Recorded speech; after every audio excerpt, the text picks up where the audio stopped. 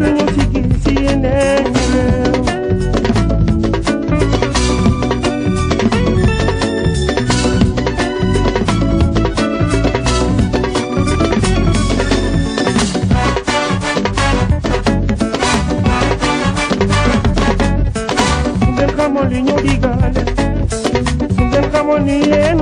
Africa 7, 80%.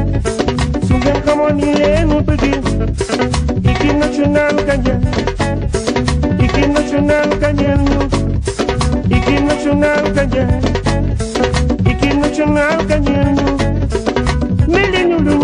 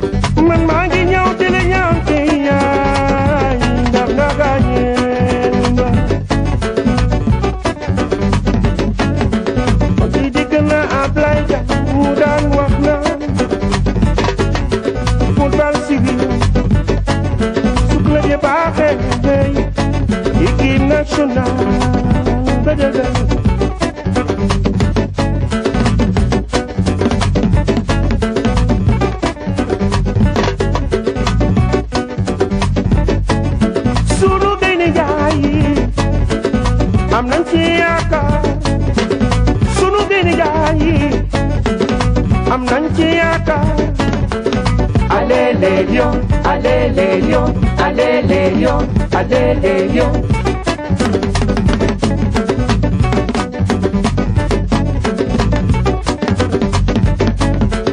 Doomu Guinée yaay réewu Guinée yaay la ay gaynde ngeen bu ngeen ni tëll daw gaynde njaay barawat gaynde njaay barawat gaynde njaay barawat gaynde njaay barawat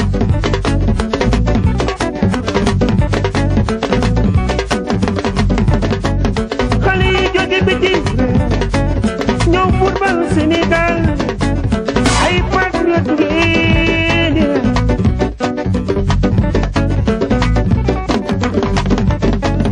gone yi jóge biti ñëw sul mayo Sénégal ay jàmbaar ngeen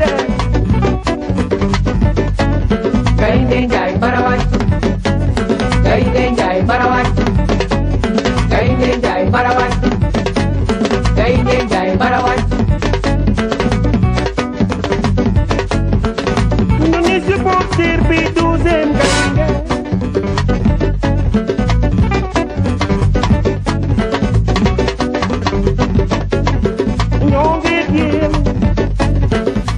jërë ngeen jëf mbokk yi nga xamante ni yéen a ñuy teewlu jamono ji ci Africa 7 rajo 90.7 comme niñ koy defee dimanche bu jot rek bu waxtu lee jotee ñu dikk ak yéen ci seen émission boobee nga xamante ni rek dañ ko jagleel lépp lu jëm ci wàllum tàggat yaram nag ku ko wax sa xel dina dem ci football basketball handball pétanque nga ca biir ba ca làmb joojee sax nga xamante ni moom mooy suñu sport national wante tey dinañ waxtaanee loo xamante ni ci sport la bokk ci tàggat yaram mu jëm ci wàllum athlétisme nag boo ko déggee sa xel dina dem ci kooke nga xam ne moo ko yor fii ci Sénégal di Mamadou Diagne Ndiaye moom mi nga xamante ni rek moom mooy président CONOS wante nag tey dinañ amal waxtaan bu am solo daal di ci daral gan gu am solo tamit ñu koy duppee Moustapha Mbaye nekk président commission olympique commission communication du moins bu ASRA ñu war a toog nag waxtaan ak moom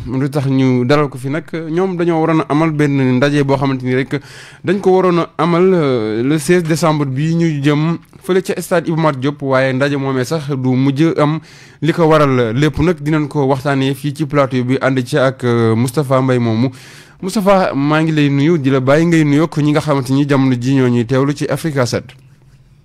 bismillahi rahmaani rahim xanaa tàmbalee di la wax jërëjëf. di nuyu waa Africa 7. di leen remercier bu baax a baax a baax a baax. ci maanaam daje bi ñu def ak ñun ñii. mu doon daje boo xamante ni dañuy ñaan lépp lu fi wax mu doon njëriñu athlétisme. ci turu sunu association bi ñu tuddee. Académie sportive sénégalaise pour la relance de l'athlétisme. waaw mu doon benn kuréel boo xamante ni. dañuy jàpp ne sunu loxo war nañ ko ci dugal ci ndab li. waaye nag ndab loolu tege dafa ànd ak kilifaam. kilifa gi nag muy ñuy woowe fédération sénégalaise d'athlétisme. ndaxte moo ñu féetewoo dégg nga maam kilifa. di bàyyi di ndey si ñun ñii nga xam ne ñooy ASRA nga xam dañuy jaar ci seeni loxo. kon boog ñooñu ñu leen di jaajëfal tamit ci doole ji ñu jox kàttan bi ñu jox wóolute bi ñu jox. jox ñu tamit ndigal. lépp lu ñu mën def ci jàppale suñu athlétisme bi. ñu def ko ñoom seen loxo du si jug. te danañ ñu aar danañu gunge ba fu ñuy egsi. am na solo li nga wax lu am solo la dinañ ci gën a xuus wante balaa ñuy continuer ci waxtaan bi rek dama bëggoon a xam kan mooy Moustapha Mbaye mi nga xamante ni jamono ji moom mooy wax auditeurs yi di ko déglu di ko teewlu ci Africa 7 kan mooy Moustapha Mbaye tey. Moustapha Mbaye mun naa wax ne ndongo la rek. ndaxte àdduna bi dañ fi nekk di jàng rek looy jàng rek ndongo nga ci doon. de noppeeguñu jàng. ma nekkoon fii ci Sénégal. di def sport ni samay morom yi. ñu ànd ak suñuy entraîneur ñu gunge ñu. ba yàlla yeggaloo ñu fu ñu war a yegg ma nekk ci équipe nationale bu Sénégal. bokkoon ci dégg maam ñi nga xamante ne Sénégal amoon na bu baax yaakaar ci ñoom. surtout ci maanaam distance bi ma doon daw muy 800 mètres ak 400 mètres. ci yan année. ci nekkoon na ci année 82. la tàmbalee. balaa Los Angeles. ma nekk ci équipe nationale bu Sénégal ak ñi nga xamante jamono yooyu dégg nga maam seen tur fu ne la yegg muy di Moussa Fall 800 mètres. Babacar Niang. Cheikh Tidiane Boy. Ousmane Diarra. ak man mii Moustapha Mbaye ñun ñoo doon génération bu njëkk bi ci 800 mètres yi nga xamante ni. jamono yooyu Kenya yi. lu ñuy wax daw. kenn doonu leen taxaw seen kanam. waaw tur yooyu ma tudd nag. ñoom ñoo wàccee drapeau Kenya yi ndaxte dañu mujj a nekk ñoo xamante ni. àdduna wërngël képp seen tur dañ leen doon dégg muy di Babacar Niang di Moussa Fall di Cheikh Tidiane Boy. Cheikh Tidiane Boy ci boppam sax. nekk na fi champion du monde. militaire ji distance boobu. Babacar Niang nekkoon na recordman du monde.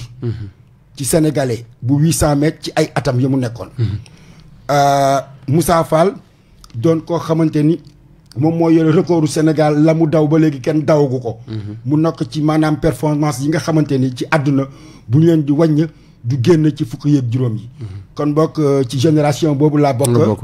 ñu dawandoo àndandoo. nekkandoo ñu ñëpp ay mag ñu ñëpp làq nañu lu toll nii ku ci nekk 55 ans. juróom fukki at ak juróom ba juróom benn fukk ak juróom. làq nañ ko. daje bi ñu daje nag ay mag la ñu doon yoo xamante ne suñu xam-xam bi ñu am ci bitim réew. ñoom la ñu bugg a jébbal xale yi. ci ndigalu fédération.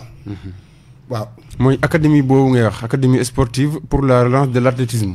waaw daje la boobu nan ngeen idée boobu fan la leen dikkee tey. académie boobu nag dafa nekk ci loo xamante ni.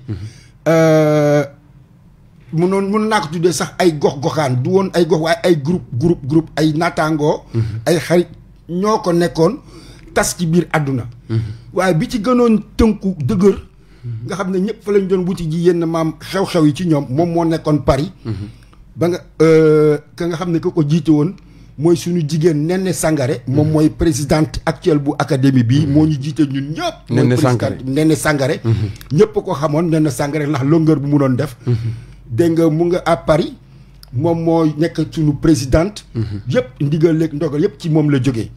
waaye teewul am na ay punkal yi nekk ci biir yoo xamante ne ñu ngi tas ci àdduna. ñoom ñooy jàppale Néné ci liggéey boobu. ñenn ñi ñu ngi fii Dakar. ñenn ñi ñu ngi Amérique ñenn ñi ñu ngi Canada ñenn ñi ñu ngi Espagne ñenn ñi ñu ngi Italie. pour gàttal nii rek dinaa leen wax ne nekk nañu. lu toll ni téeméer. yoo xam ne dañu tas ci biir àdduna. ci biir àdduna. waaw. téeméer yooyu dem nañu ba laal. lu toll ni tamit juróom-benn fukk ak ñaar ci ay dëkk. ci ay dëkk. waaw. loolu mooy laal na àdduna wërngal képp continent yëpp am nañ fa ay athlètes yi fa nga xam ne dañu ñëw ci ASRA ànd ak ASRA liggéey ma koy feddali ci jàppale fédération sénégalaise bu athlètes yi nga xam ne duñu tàyyi ji di ko gërëm ndaxte ñoom ñoo yoree ndigal yi ñun ak lu ñu bëgg def te ñoom ànduñu si day jafe ñu egsi fi ñu bëgg a egsi te ñu ngi ciy jàpp bu baax xam nañ ne li ñu jóg nii moo ñu ñor jamono ya nga xamoon ne fu ñuy wax athlétisme tudd fa Sénégal la ñu bëggoon dekkil ku ne xam na ne jamono yi fukki at yi ñu weese Sénégal daanaka daal dafa réer ci kon looloo leen gën a motiver tey ngeen bu jóg daal di créer loolu nga xamante looloo ñu gën a motiver nag loolu moo ñu gën a motiver ñu jug yàkkam ciwuñu nag neew ñu leen ne dañ leen di indil ay champion olympique léegi de li ñu bëgg mooy foo romb comme jamono yom noonu gis ay dawkat ay xale ñuy màgg ak ñoom qualité baa ngi fi potentiel humain baa ngi fi. potentiel humain bi mi ngi fi dëgg. kon lan moo manqué. li manqué moom ñëpp xam nañ ko. waaw waxuma la sax stade waaye. jóg di jaay gerte sax wala daal sax doo am place sàkkatuma nag ko bëgg am stade. yàlla def na nag amoon nañu bayaal yooyu bëri gi waaye dañ ko mënatul a jafandikoo. waaw ndax ñëpp ko dundandoo ci Sénégal. amatuñu stade yoo xam ne pour dawkat yi lañ ko jégale. dafa jotoon nekk tamit place dawkat yi. wala jox nañ ko waa làmb ñu daan bëree foofu alhamdulilah ba ñu amee ñoom seen stade wala jox nañ ko ñeneen ñoo xam ne ci leneen la ñuy jëfandikoo piste bi nga xam ne si la ñuy war a daw ba at suñu dawkat yi amatuñu fu ñu daw waaye nag naa ci yokk dara obligation daw ci piste normale synthétique déedéet du loolu parce que ñun ñi ma la tuddal suñu tur yëpp ñooñu ñu ngi doon daw ci kekk tamit ci kekk ak ci suuf ci bekkoor gi waaw kon boog nañ ñu wutal place bu ñu leen tegee rek ñuy daw encadré leen parce que ragalu ñu daw ci suuf si parce que suuf si moo ñu jox doole boo xamante ni mooy comme football ci kuy football ci suuf boo demee ci gazon da ngay naaw ñun xeebuñu yeemuñu place yu xale yooyu nga xam dañ leen mun taadoon parce que technicien yaa ngi fi waa ASLA yi ci jàppale entraîneurs yi fi nekk gàcce ngaalaama entraîneurs yi nga xam ne ñoom ñooy demal seen bopp di ñëw si bopp di taataan xale yi dinañ ci gën a xuus ci loolu nga wax lu am solo la lu jëm ci wàllum infrastructure yi waaye balaa ñuy àgg ci loolu rek ASRA kañ ngeen ko créé ASRA nag dama wax ne ba mu nekkee yàgg na xëy na tur bi moo bees nii amicale des athlètes yàgg na am ca Sénégal ci année 80 yi mooy ay groupe athlètes yu daan daje ñu tuddee ko amicale waaye mun nañ ko woy ne daje copain la waaw mu continuer France ña fa jotoon nekk mooy ñi ma la wax Néné Sangaré ànd ñooña ñu def fa seen waaye li ko gën a créer nii ba mu nekk ba ñu structuré ko mu nekk lu officiel di leen xamal ne officiellement ça fait maintenant 2 ans ñu créé ko officiellement ñoo ngi doog am suñuy këyit dugal ko ci préfecture bu Paris police de Paris lañ ko dugal ñu am suñu numéro référence mu nekk bureau boo xam ne en France c'est enregistré officiellement ñu am suñu en logo France lañ ko enregistré à Paris oui parce que association yu am solo yu mag yi ñu jox gëdd à travers le monde ñun fañ ko enregistré foofu lañ ko soxla woon ba nga xam ne ASRA du yem rek France day dem ba biir Afrique day dem fu ñu foo dugg boo dugalee Google laaj ASRA dinañ la wax seen numéro immatriculation wax leen ñii méngoo nañu ak li loi laaj c'est reconnu c'est reconnu et c'est retenu waaw kooku daal mooy ASRA comme ñu ko waxee kon bokk du doon tur bi rek moo ñu soxal nii waaye dafa am lu mu ci bëgg a yokk nii tuuti ci ASRA dañu am dégg nga maam suñu moral en dehors de ñoo nekk ci ASRA athlètes yooyu yëpp ngay dégg ay combattants la ñu doon en dehors de cela ay kilifa lañu ci ay at ñu am suñu moral boo xam ne si la ñu wéer suñu lépp morale yooyu mooy ASRA dafa jiital lu ñuy wax respect des autres. cër booy jox nit. ñu teg ci solidarité. mooy jàppoo suñu biir. joxante loxo. ñu teg ci engagement boobu nag mooy woo gëm-gëm bi nga engagé wu. xam fi ñu jëm. dans la diversité bi mooy.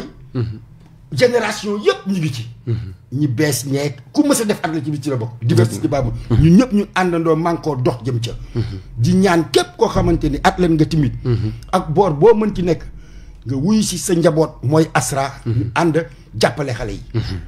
am na solo ngeen daal di créer loolee nga xamante ni moom moo di ASRA ngir dimbale li nga xamante ni moom mooy athlétisme bu Sénégal. ñu gis ne amoon na ab ndaje bu ngeen waroon a amal 16 décembre bii ñu jëm fële ci stade Iba Mar Diop ñu xëy dégg ñu ne ndaje boobu mujjut am lan moo waral loolu. li waral noonu moo doon dégg nga maam situation bi nga xamante ne. mbas bi. dafa laal àdduna wërngal képp. ba nga xam ne lépp luy daje rek. am na ay ndogal yu génn yoo xam ne. day wàññi kàttanam. wàññi dooleem wàññi mbooloom. teewul bëggoon nañ ko def lool. moo tax ñu wàññi woon mbooloo bi. ne nañ leen ko def mu yem ci téeméeri xale. ay xale yoo xam ne dañ leen pare woon jox leen li ci war pour jox leen maanaam li leen di motiver. ñu mun def ci sport def athlétisme. ak encadreur yi fi nekk techniciens yi. te suñu jigéen bu ñuy wax Anta Bouya Thiam toogoon fii. di ko diligenté. waaye plan technique bi. mu nga jóge ca Paris. ku ñuy wax Amadou Mbaye ñëpp ko xam ci Sénégal. moom moo planifié yooyu ak waa ASRA yëpp. ba jour boobu ñu tànnoon ko. jour boobu bi ñu ko tànnee nag am na ci aussi sunu vice présidente muy Khady Gaye. moom moo représenté Néné Sangaré bi nekk Paris Khady Gaye moo ko représenté fii Sénégal. ñu teg ko ci loxo coordinateur bi. muy Abdoul Sow ñooñu nag bu ci kanamee xam naa dinañ leen jox kàddu. ku bëgg a participer rek mën nga def 77 399 59 13 boo bëggee dugg ci li nga xamante ni rek moom mooy émission bi joxe sa xalaat ci loolee nga xamante ni moom lañ fiy waxtaanee ci mën nga continuer. incha allah kon mbokk ñooñu di ñu déglu ngeen loolu numéro bi mu di Abdou Sow di Abdoul Sow muy coordinateur bi. ak tamit Cheikh Tidiane Boy. bi nga xamante moom moo taxawal fédération sénégalaise d'athlétisme. ñu amoon ko soxla woon intervention fii. ndaxte ñun lu ñu def ñu nekk ci ndigalu fédération bi ak ndimbalam. ku ñuy wax ab Manick Mbaye moom moo yore coordination technique bi. moom planification technique bu journée bi annulé. mu nga ba Paris. moom it ci ñi nga xamante journée bi dañ ci def seen lépp te njabootu ASRA yëpp ñoo ko ci def tamit boole ci wax fa dëgg yàlla. dañu am ay bànqaas yu bëri. ku ne am na foofu taxawee. mag ñi nag encadré ñu mag ñi nag su ma waxee mag ñi. moom mooy yenn turu athlète yoo xam ne xëj na yow sa jamono xëj na xale waala nga ko tuuti. muy ay ñoom Momar Ndaw bi nga xam ne ASRA ci boppam sax dafa am. mu mel ni daa am ku nekk ci ligne bi sax ñu jël ko. waaw asalaamaaleykum. allo. asalaamaaleykum. asalaamaaleykum kooku dem na xam naa ne dina dellu si waat aco ñu wéyal rek. waaw xam naa moom incha allah dinañ dellu si. ASRA ci boppam dafa am hymne comme ni Sénégal amee hymne national. hymne waaw dafa am hymne. te hymne boobu ku ko def. mënuñu bett. ndax ki ko def mooy Momar Ndaw. Momar Ndaw moo ko doon wooye Grèce. mu nekk ci un des meilleurs africains sur 100 mètres. ci jamono 79 yi. représenté woon Sénégal au championnat d'Afrique. moom moo ñu tënkal hymne bii. te xam naa bu ci xajoon dinañ ko teg ngeen déglu ko li mu woyal ASRA. maanaam daw ko ci méngale leen ak ay fas. mu def ci benn mun naa tudd sax xadis la bu ja def. Momar Ndaw moomu bokk na ci ñi nga xam ne dañu jàppale. woyam boobu. dégg nga maam moom la ASRA di bàkkoo. mu des nag ñeneen partition technique yi. muy ku mel ni Boubacar Diallo. ku mel ni Sori Sangaré. Fatou Sissoko bi nga xamante du tay technicienne africaine la ñoom ñëpp dañu jàpp ci bés bii. ba pare te du ñu bàyyi du bés bi rek moo ñu boole. loolu daal la amoon lu mu ci bëggoon ñëw yokk nii. nga ni mbas mi moo tax mujj leen continuer loolee nga xamante ni mooy seen i programme est-ce que mbas moomu tey gis nañ ne dafa commencé yëkkati ko waat bu baax fii ci réew bu Sénégal nar indi ak faagaagal ci li nga xamante ni rek moom mooy di tàggat yaram rawatina sax yéen ñooñee nga xamante ni yéen yëngu ci wàllum athlétisme te am ay programme yoo xamante ni bëgg nañ ko doxal. waaw mbas bi moom du sport rek ñëpp la freiné. ñëpp la freiné. suñu programme. kii dañu bëggoon tàmbali rek. tàmbali lañu bëggoon def moo tax ñu defoon journée bu 16 bii. waaye ay jéego yu bëri lañu yore suñu kanam. yoo xamante ne incha allah. benn buñ ci def. athlétisme dana ko yëg ak képp nga xamante ni dégg nga maam bokk na ci askanu athlétisme ndaxte li ñuy def du pour ñun. d'abord pour xale yi la. parce que di leen taataan. di leen bëggaloo sport. particulièrement athlétisme. mooy li ñu war ba nga xamante ni xale yu bëri dañ leen di génnee ci mbedd mi indi leen ci stade yi. loolu dafa nekk une action sociale. dégg nga de sauvegarde des enfants. non occupés ñun dañ leen di occuper. xaar ñu ci ñoom ñëpp nag ñu nekk ay champion olympique déedéet xaar ñu dañu bëgg ñoo xamante ne. sport bi daf leen di indil jox leen lim ñu jox ñun. mooy li ñuy wax. en général ni mens sana in corpore sano mooy lan xel mu dal. ci biir yaram gu dal. ci biir yaram gu dal. waaw ngir mën a def lu baax. waaw ngir mën a def lu baax. donc loolu mooy njëkk moo nekk suñuy objectif ndaxte ña ñun entraîné woon. bu ma jaaree ci seen tur. ay kilifa yoo xamante ne. ñun dañuy njëkk laaj ñoom ndax sa papa bàyyi na la nga ñëw ndax sa yaay bàyyi na la boo nee waaw mu ne la foo toll ci jàng bi. noonu la ñu daanoon. mu mel ni. comme le capitaine Mamadou Sarr nga xam ne moom moo nekkoon ancien directeur technique de l'athlétisme. ku ci mel ni Ndiaye Tokyo ndem si yàlla ci génn àdduna. ku ci mel ni Jean Gomis. ku ci mel ni Lamine Ndaw bi nekk ba États-Unis nga xam ne ñoom dañu nekkoon ni di encadrer ku ci mel ni Fatou Siko mi aussi. du ñu bàyyi benn athlète. di topp sport rek di daw. kon boog ñun tànk yooyu la ñuy wéyal ñun. ñun ñi nga xam ne ñoo fi toll nii encadré xale yi. wan leen ne sport bi baax na lool. waaye nañu wut ci lu ñu jafandoo. teewul nag di leen defal di leen dalal di leen wan ne bés bu ngeen paree tamit lii lañ leen waajal. parce que ñun ñu si bëri ci ñun. am na ku nekk ci ligne bi. ñu daal di koy jël te dikkaat asalaamaaleykum. aleykum salaam. waaw sëñ bi ñu ngi lay nuyu tur bi ak fan nga ñuy wooyee jamono ji. waaw Cheikh Tidiane Boy premier vice-président de la fédération sénégalaise d'athlétisme. am na solo gàttal ko foofu tuuti Cheikh Tidiane Boy moomu di wax.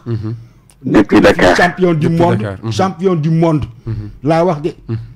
militaire bu 800 mètres. mooy Cheikh Tidiane Boy bi représenté woon Sénégal ci Jeux olympiques yi. ak Babacar Niang ak Moussa Cheikh. am na solo sois le bienvenu jërëjëf. Cheikh ñu ngi lay déglu da nga bëggoon a participer ci émission bi en tant que vice-président je pense que yow am nga lan loo mën a wax ci lu jëm ci wàllum athlétisme fii ci réew bu Sénégal. dëgg la. jërëjëf Cheikh Tidiane Boy premier vice-président de la fédération sénégalaise d'athlétisme. et ancien athlète. ancien athlète. tey jii dama leen di remercier di leen sant di leen gërëm ci invitation bi. bi ngeen defal waa ASRA. ASRA nag ñoo gën a tax ma woote. di ci jiital la présidente. Néné Sankaré. D'accord. ASRA dañoo nekk ay partenaires privilégiés. de la fédération sénégalaise d'athlétisme. ñoom xaaruñu ku leen woo. c'est des anciens athlètes yoo xamante ni ils sont un peu partout dans le monde. ñoo toog di xool ba gis athlétisme lu mu sooxee. athlétisme du Sénégal parce que ñi ko composé yëpp ASRA. c'est des athlètes yoo xamante ni ñu ci ëpp. am nañu ay raaya au niveau Afrique ou bien au niveau mondial. ñooñu toog ba ni lu ñu bokk wala lu ñu moom duñu xaar ku leen ci woo. ñu xëy monter benn association bi. Moustapha ñu toog ci yéen nekk. chargé de communication bi. ñu monter seen association ba pare rentrer en contact avec la fédération sénégalaise d'athlétisme. xamal leen ni athlétisme fi mu toll. waratuñoo xaar ku leen ci woo dañ cee war a jàpp. ñoom nag ñu ciy jàpp boo xamante ni lépp luy fédération ci Sénégal. ñi waa ASRA ay royukaay lañ. parce que dañuy dajale seen xaalis. di ko def ci athlétisme.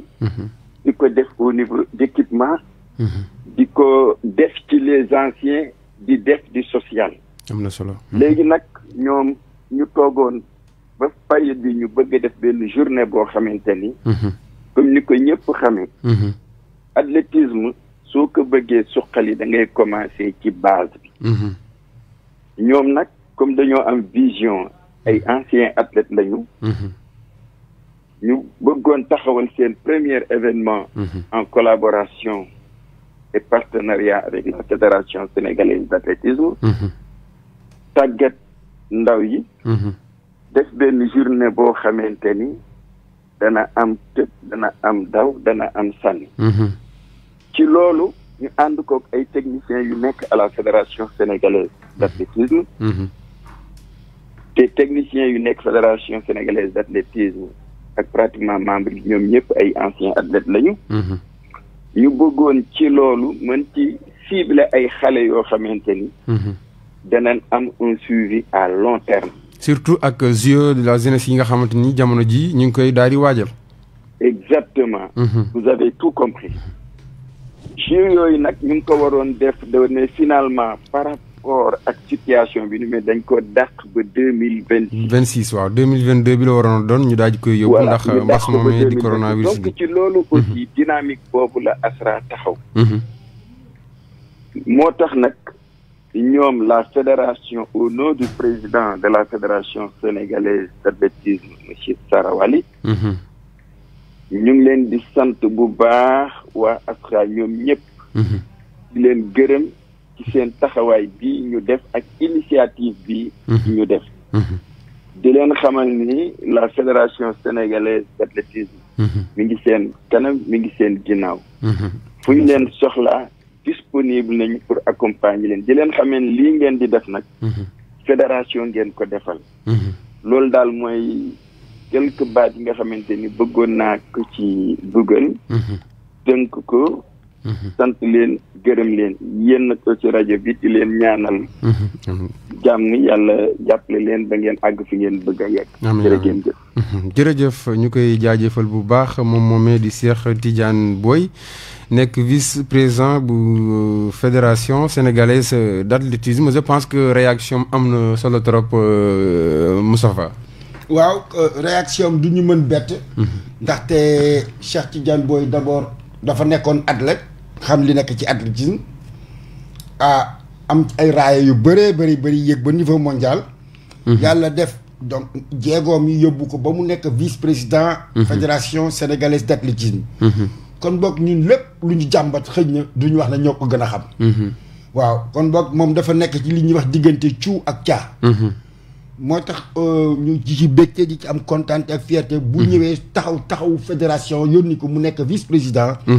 daal di firndeel suñu collaboration ak fédération te fédération nangu ko tamit di ko bàkkoo di ñu ci jox di ñu ci encouragé. mënul def lu dul ñu neex. dafa ñuy neex kese kontaan ci wax fa dëgg yàlla. intervention bii. ci turu fédération. dafa doon loo xamante ne bokk ñu nga xam ne daf ñuy stimuler ñun waa ASRA. waaye di ko si jaajëfal lool. seen collaboration ak fédération beeg ministère yëpp est-ce que tey gisoo ni tey loolu lu am solo la loo xamante ni war na mën a tax ba athlétisme fii ci réew bu Sénégal gën a mën a avancer. absolument ko kañ lu leer naññ la. suñu collaboration ci taxawaayu fédération ndaxte. ñun mënaguñu wax ak ministère directement. de la fédération est délégataire. donc ci fédération la ñu mën jaar.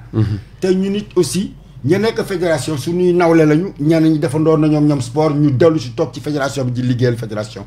kon mbokk manko boobu. dafa doon loo xamante ni. bu ñu ci yàlla jàppalee ñu topp suñu plan de marche. incha allah ay diir. danañ déggaat athlétisme même bu ñu dul dégg champion danañ dégg catégorie yi. yu ndaw yi egsi nañu ci foo xam ne ci niveau de li may wax niveau de participation. parce que ñun on va vers la massification à partir de la détection. kon boobu loolu moom c'est sûr et certain. danañ ci am ndam. teewul benn tey ñi nga xam ne ñoo fi nekk ci jamono yii ñu toll. sunu espoir yi nga xam ne ñu ngi leen di parallèle pour dem ci Jeux olympiques yi di ñëw. ASRA mi ngi leen di taxaw comme ni mu waree. ñooñu mënuñu leen fàtte.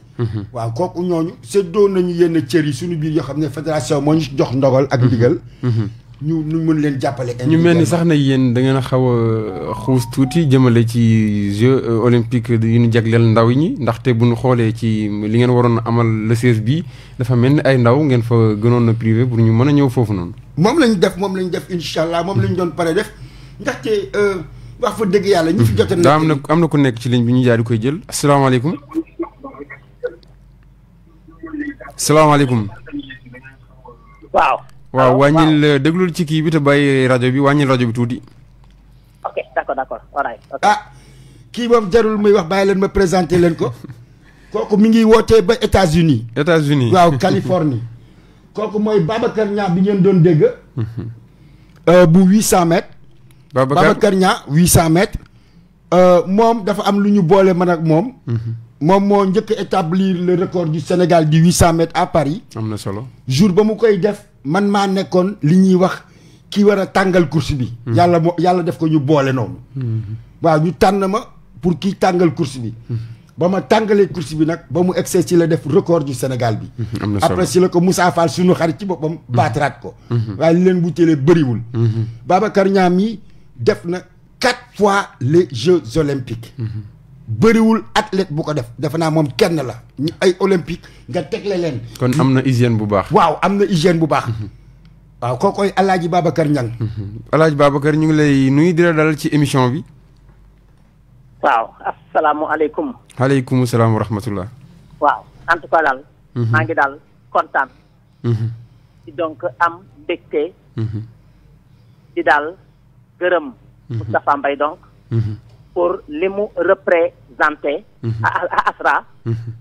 di gërëm aussi journaliste bi. na nga ma daal baal. Baba Thiam la jotuma fekkee. début bi. pour xam sëkki daal tour. Baba Thiam la kooku. maa ngi ci nag kooku Alaaji Baba Thiam dañ koy yóbbu mag. waaw allahumma amiin. merci beaucoup en tout cas daal. ñoo ngi rafetlu donc. li ngeen ñu jox chance su. ñu ñëw ci seen plateau. ngeen di def sunu promotion. donc nag lu rek gàtt rek laa ciy wax. acca bismillah. nous sommes des anciens athlètes. yoo daal xam ni donc sunu yéene. moom mooy jéem a def. ba génération bi. def li gën li ñu fi def ñun. loolu am solo la parce que nag sunuy doom lañu. sunuy rakk lañu. te daal ni ñu koy waxee. ku sañoon sa doom moo lay gën. am na solo ñun nag yéene boobu moom la ñu jógee.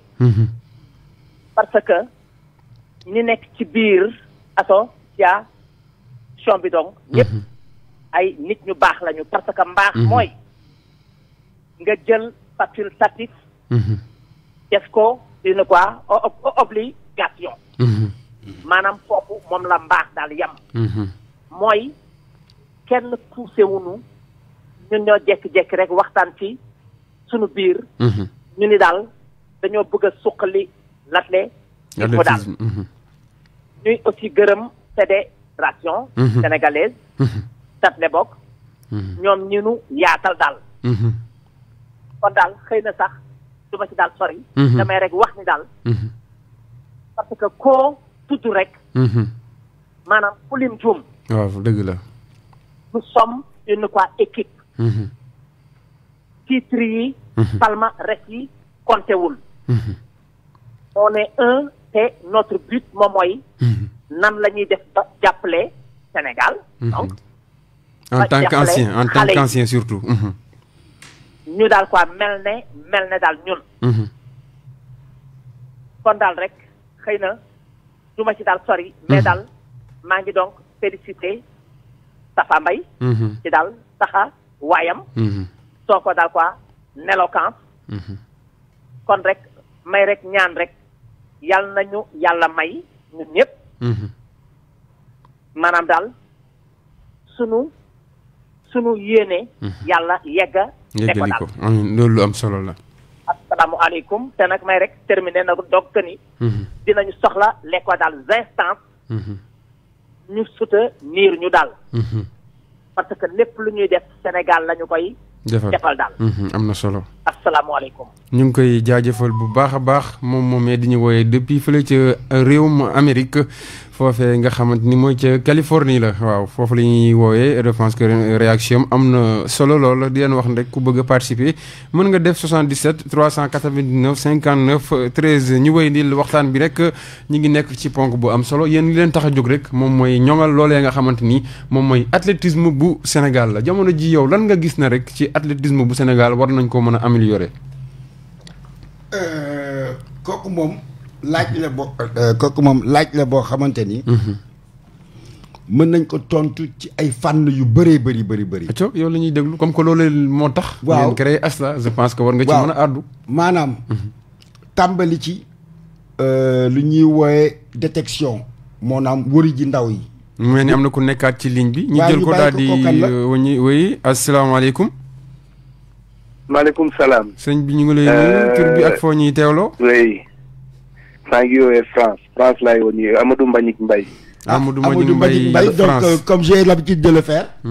Donc c'est le technicien qui se chargé de la coordination des événements techniques. moom moo ñuy suuxal di dugal. programme technique bi nga xam daf ñuy permettre ñu liggéey ak entraîneur et il a été plusieurs fois donc champion du Sénégal. nekk na saut en longueur ak 100 mètres avec l'équipe du Sénégal 4x100 mètres ak ñoom Charles Seck. ñoom Oumar Dioum ñoom ñooy record du Sénégal. am na solo donc mu nekk un entraîneur aussi de qualité en France. France du la jox équipe am nga koy entraîner. équipe bu France la yor. waaw équipe du équipe bu France mais équipe de l'une des plus gros clubs de Paris. am na solo c'est lui l'entraîneur donc mu ñuy bénéficier wu ci expérience am. alors Amadou am na solo ñu daal di lay déglu sa participation bi nga war a joxe ci émission bi. salaamaaleykum maa ngi leen di gërëm di leen sant si lu ngeen ñu taxawee nii. ngeen ñu joxe possibilité yi que ASRA wax. en fait Tafa Mbaye wax na yëpp man si président commission développement la mais am na ñu bëri ñuy liggéey ak man. c'est-à-dire que Anta Bouya Thiam bu ñu wax noonu moom mooy vice-présidente commission développement moom moo nekk Sénégal. donc moom moo coordonné ak Abdoul Sow. donc kii manager bi. donc ci projet yi ñun lu ñu def mooy dañu am projet yu bëree bëri ci pour athlétisme dem ci kanam. commencé at comme ñun lu ñu ko fekkee woon. parce que man ñi di leen di wax nii c'est vrai dafa wax na ko mais je suis le premier champion d'Afrique du 100 mètres. francophone. donc en 89. te loolu Sénégal laa ko jëlee Sénégal laa jàngee parce que man dès l'âge de 7 ans laa commencé athlétisme. loolu moo tax ñu ne athlétisme tey ci xale lay commencé. bu mu taxee que ne donc si journée bi ñu naroon def le 16. dañ ne dañu créer ay sections sportives. waxuñu école d'athlétisme parce que école d'athlétisme club yu nekk Sénégal am nañ ko. mais dañ ne su fekkee dañu ngi def section sportive il faut que ñu indi un plus. plus bi mooy lan. tey ku bëgg a daw. wala nga bëgg a tëb wala nga bëgg a jàng daw daal lu ci jëm. il faut que sa xel dal. il faut que sa waajur yi mun la gunge ci sa jàng. di la gunge tamit ci sa lu ngay lekk ak loolu yëpp. ci la bokk. donc ñun section sportive yi bu ñu ko defee. dañ ne donc dañu sélectionner ay section sportive ci Dakar. ak ci Thiès la ñu commencé. parce que si membre ASRA yi. am na ay techniciens yoo xam ne ñu ngi Dakar ak ñu ngi Thiès. dañ ko bugg a def su yàlla defee à partir de 2021 bi ñu ubbi ko ci région yëpp. région bu nekk bugg nañ ubbi ay section sportive. et section sportive yooyu nag donc ku koy encadrer. mooy nekk en rapport ak commission sociale. bu keneen amee Mountaga Diakhaté ñu xool ci membre association biir kan moo mun a parrainer. ci ay yenn xale section sportive yi donc suñ leen parrainer. xale yi donc ku nekk dina toppatoo ci jàngu dinañ suivre jàngu xale bi. dinañ suivre nu muy solo. pour équipement nu muy nekkee daal. donc loolu mooy plus bi bu ñuy indi. donc plus boobu mooy su xelu xale bi dalee. dinañu mun a indil ay satisfaction parce que koo xam ne sa jóg voilà munoo soo yeewoo xamoon ndax di nga añ di nga ndekki wala di nga kii doo mun a dem def sport. surtout sport dafa métti dafa laaj loolu yëpp. loolu yëpp daf ko laaj. donc te na tax tamit que dinañ am sunu kamit parce que comme nu ko Moustapha waxee. daw rek du métier. parce que comme nu mu waxee sooy daw da lay tax aussi nga mun a jàng.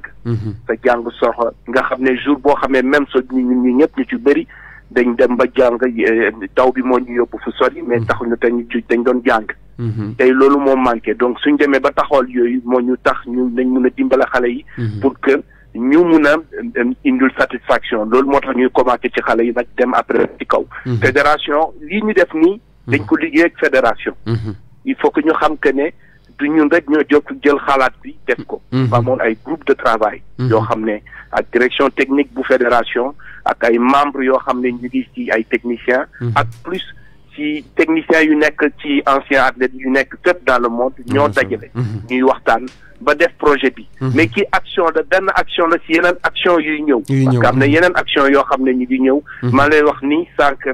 Abdoul Sow xam naa dina dugg ñu ngi nekkoon réunion ci Zoom pour waxtaan ci yeneen action yoo xam ne ñu ngi koy ñëw def donc kii day commencement rek la mais am na yu bëri yoo xam ne ak fédération ñu ngi liggéey di jeex parce que dañ ne fédération moom mooy délégation de pouvoir mais amuñu doole donc il faut que suñ boole ñun ñëpp suñu doole su athlétisme nañ dem ci kanam te incha allah rabbi ñun ñëpp dinañ daje pour que suñu athlétisme dem ci kanam donc maa leen di gërëm di leen sant di gërëm Moustapha Mbaye bi di moom moo amee chargé de commission bi donc te lii tey suñ mu nee di wax ASRA yàlla ak moom la donc maa leen di gërëm di leen sant di ko jaajëfal bu baax a baax moom mu ñuy wooyee depuis fële nga xamante ni rek moom moo di ca France je pense que intervention bu mu joxee daal dinay am solo loolee dañuy desandi suñu question bi mën a doon laaj sànq rek instant yi lañ war a améliorer ci li nga xamante ni rek moom mooy athlétisme bu Sénégal ngir ñu mën a def ay résultats yu mucc ayib te aussi sax ñu ngi jëm ci événement bu am solo muy 2026 et je pense que ni 2026 pour nga mën ci am ay résultats yu baax dès à présent nga war a mën a commencer di ko préparer. waaw donc amélioration bi yaakaar na ne balaa ñu koy wax am lu fi nekk waaw lu fi nekk la ñuy améliorer waaye lu fi nekkul gën di wax améliorer dañ koy jëli ji waaw dañ koy jëli ji waaw te ñun suñu tolluwaay nekkul ci amélioration dañu mun lu dul ci jàppale rek waaye suñu tolluwaay ñun am na ku nekk ci ligne ba dafa mel ni ñu jël ko rek asalaamaaleykum waaw asalaamaaleykum sëñ bi waaleykum salaam ñu ngi ziar. tur bi ak foo ñuy teewloo jamono ji. Moussa Ndaw depuis Ziguinchor. le doyen du sud Moussa Ndaw maa ngi lay ziar bu baax a baax. delloo ziar naka coono yi. waaw sant yàlla bu baax alhamdulilah. tey ci kawam. waaw ñu ngi ci kawam. waaw ñu ngi ci kawam di gérer ndànk-ndànk rek da nga bëggoon a participer ci émission bi. ah. ma ni sa xalaat ci émission tay bi nga xam ne nii rek waa ASRA lañ dajale ñu nekk kuréel goo xamante ni dañoo bëgg a yëngu ci ñoŋal loolee nga xamante ni rek moom mooy athlétisme fii ci réew bu Sénégal. waaw loolu am na solo parce que aussi athlétisme moom. li ñu mën a jàpp ren mooy ñu ngi sooxee Dakar noonu la sooxee daanaka Sénégal yëpp. ba tax na am na initiative yi ñu ngi koy jël daaw rek amoon na benn club bu tudd athlétique club Ziguinchor daaw taxawaat nañ ngir jéem a relancer waat. nga xam ne lii moom mooy athlétisme bi. li ñu mën a jàpp rek moom mooy ay initiative yi ASRA def. war nañ ko mën a multiplier un peu partout au Sénégal. décentraliser relancer athlétisme parce que Sénégal yàgg na créé ay grands champions d'athlétisme. ma ngi daal ci am nekkoon na fi champion du monde amoon na fi projet def lu ñu mel. foofu ca Dauphin mais ba tey kenn xamul fan la mujj. yeneen champion aussi ñu ngi ci un peu partout dans le pays. doon def lu mel mais daanaka amuñu jàppale. mais jot na tey comme ni ASRA def. ñi nga xam ne comme am nañ chance moom nga def athlétisme tey Sénégal su ko nga def beneen couleur u dëkk. ngir mën a ñoŋal sa liggéey. ñooñu war ñu wax di anglais bi naan giving back. dellu si waat seen expertise ak seen doole. pour jàppale athlétisme fii au Sénégal. donc ñu leen di féliciter initiative yi. di ñaan vraiment suñ ko mënee éparpiller lawal ko un peu partout au Sénégal. gën ko yaatal. pour que vraiment athlétisme bi gën a relancer wu fu nekk parce que par exemple en Casamance y a eu de très bons champions. Casamance bu ñuy teewloo jamono ji dafa fay parce que gisatuñu fu ñu encadré. club bi doxatul Casa Sport ren lay doog a def relance athlétisme. ñoom ñu ci yoon bi pour jéem a yëkkati. surtout ci club yi aussi je pense que war nañ ko fa mën di développer surtout ci club yi surtout. dégg nga. ma ne surtout ci club yi aussi war nañ jéem a xool nu ñuy def. ba ci club yi Casa Sport ren. ils ont pris cette option développer athlétisme. lu am solo loo xam ne dafa sooxe woon fi nga xam ne fii moom mooy fii ci sud bi état bien que sax am nañ ay champion. tey gis nañ scolaire ça a repris. et les champions commencent à sortir. mais ba léegi amuñu benn cadre bu leen mën a jël. pour ñu mën a defar. ay champion un peu partout dans le monde participer ci compétition yu bari. am na solo. mais je crois que initiative bi Casa Sport jël tey dina def tàkk bi. ba yeneen club yi aussi def la même chose il faut que club yi nekk ay club omnisport. surtout ça nga xam ne lépp la ñuy def. football handball volleyball. athlétisme pour permettre vraiment talent yi éclore. loolu sax mooy tax discipline sportive yu bëri war a mën a développer wu il faut que club yi tim di bañ a topp football bi rek di yëngu ci yeneen discipline tamit. effectivement amoon na ay jamono tey jii da nga doon gis joueur bu mën a football mën a volleyball. mën a athlétisme. doxul fii day dox fee. donc jot na daal li ma gis comme impose sax même à travers nos politiques sportives. on impose au club d'avoir des disciplines.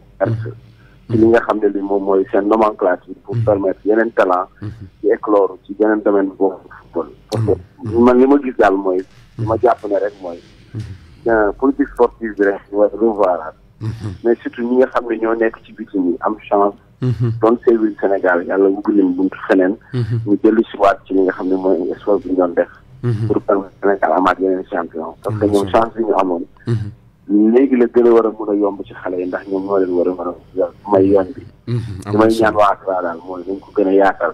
appel bi dégg nañ ko ay doomu Casamance lañ ne nekk foofu ci bitim réew sax ci Sénégal. mën ci dara. ñu créer ay cadres yu mel noonu. pour permettre vraiment athlétisme di relancer wu. am na solo un peu partout dans le pays mais aussi sax yeneen sport di relancer wu dans le pays.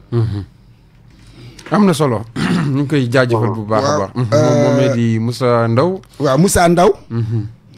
man moom moo nekk ca daal di nay génn sax dem na moom moo nekk suñu correspondant fële ci Ziguinchor ci rajo bi lay liggéeyee day participer ku bëgg tàggat yaram la nag moo tax bi mu déggee kii bi rek mu daal di jël téléphone am daal di dugg di indi si ay précisions yu leer tamit di wax ne club yi war nañ mën di encourager yenn discipline sportive yi ci seen club yi ngir développement mën a yomb. waaw moom Moussa Ndaw moomu.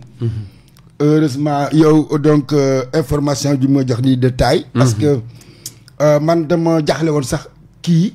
xawuma ko ci athlétisme. bokk gisaguma ko ci liste ASRA yi. amaguñu contact ak waa Casamance. muy def intervention ma ne kon kii. auditeur u donc Africa 7 lay doon faf nag waaw faf nag moom mu nekk ci biir. fa la nekk mu nga ci biir. mu agir 2 fois. parce que dafa bokk ci famille bi fii. ba pare nekk ci képp ku def ci affaire tàggat yaram ak sport. ma rafetlu ko bu baax baax yow Moussa Ndaw ci athlétisme bi information de taille bi ñu jox nii. am na ko fa nekkaat ca ligne ba ñu daal di koy jëlaat ñëwaat asalaamaaleykum.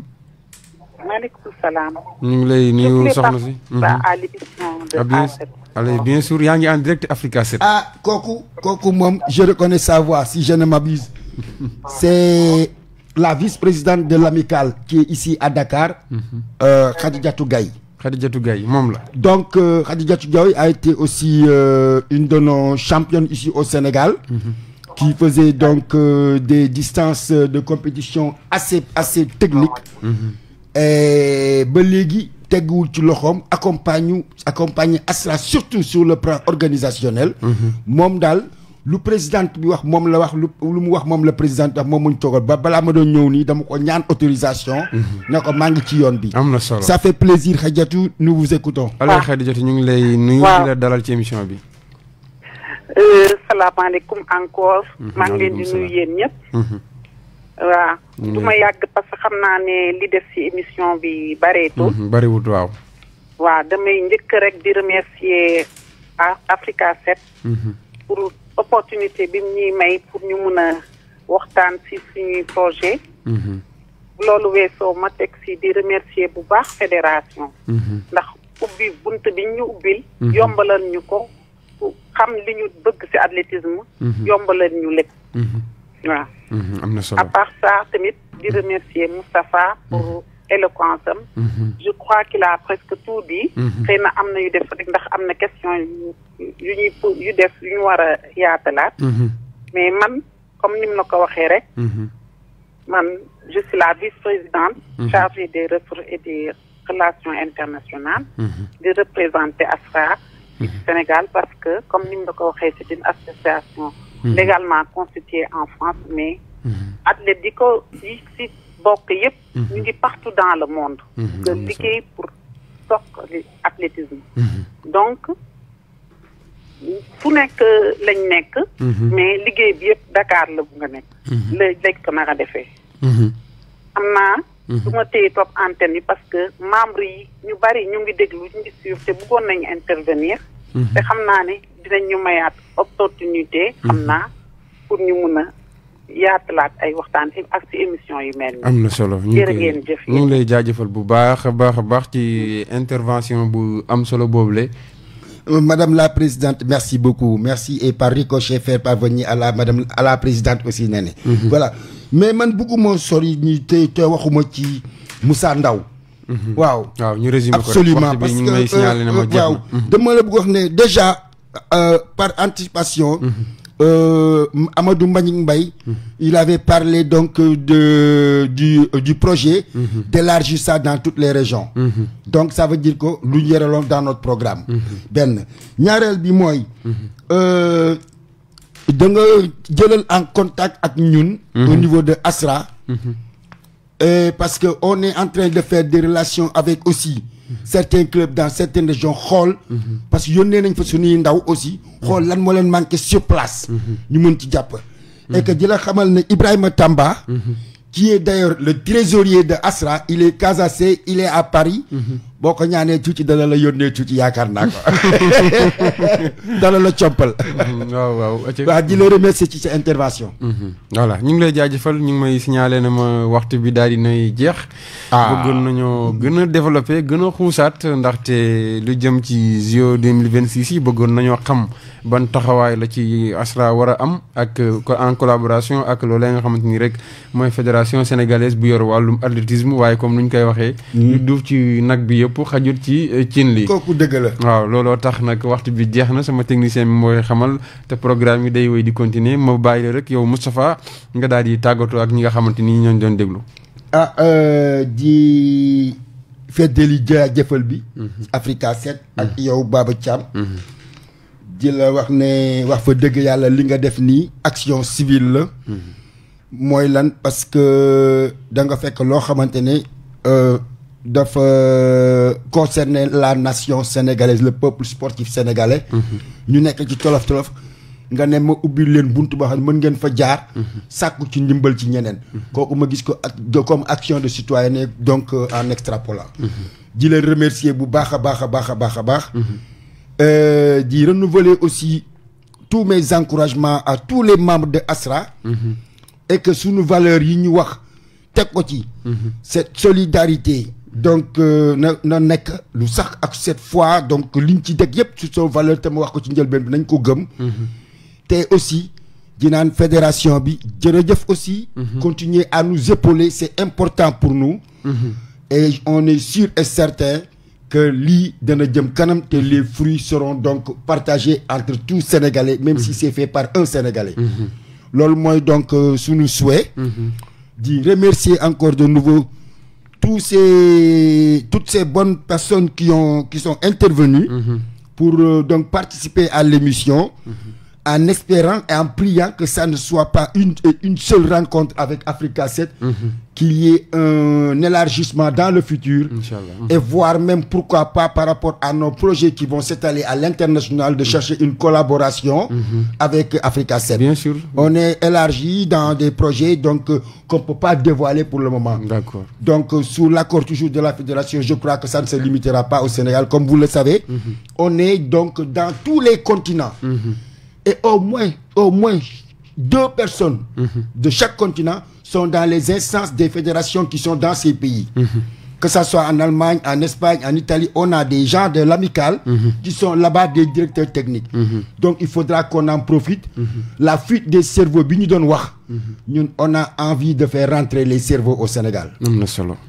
ñu koy jaajëfal bu baax moom Moustapha Mbaye nekk président commission bu communication bu ASRA moom la ñu amoon mbégte di ko dalal fii ci seen émission boobee di A7 Sport yaa ngi koy wax sànq naan yéen a ngi am kontaante di teew fii ci Africa 7 di leen xamal rek ne ñun nii lañ fi nekkee lépp loo xamante ni rek soxal na askan bi ak ci lu munti doon muy ci tàggat yaram ak leneen li ñu mel rek dañ koy jël indi ko fii teg ko ci table bi daal di ci waxtaan xool nan la ñuy def rek ba daal di ci indi ay solution Africa 7 nag bunt bi wubbeeku na bis bu ngeen bëggee partenariat ak ni ni mel nag ngeen ñëw fii ñu waxtaanee ko rek lépp daal di mën a yembu di la jaajëfal bu baax si disponibilité bi ak dérangement bi ak li ni mel di jaajëfal ñëpp ñi nga xamante ni ñoo ñu doon teewlu 19h ba léegi ñi nga xamante ni nag ñu ngi doon woote dugg ñu am na ñu bëri ñu may interpellé ci suuf naan mënuñoo dugg ñu ngi leen di jéggalu bu baax rek di xam ne du suñu coobare di jaajëfal ñëpp di leen jox rendez-vous beneen dimanche incha allah beneen numéro wante tamit maa ngi jaajëfal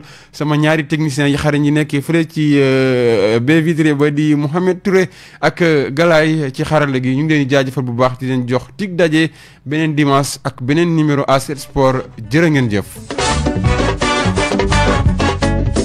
Su ngeen xamoon li ñu digal, su ngeen xamoon li ñu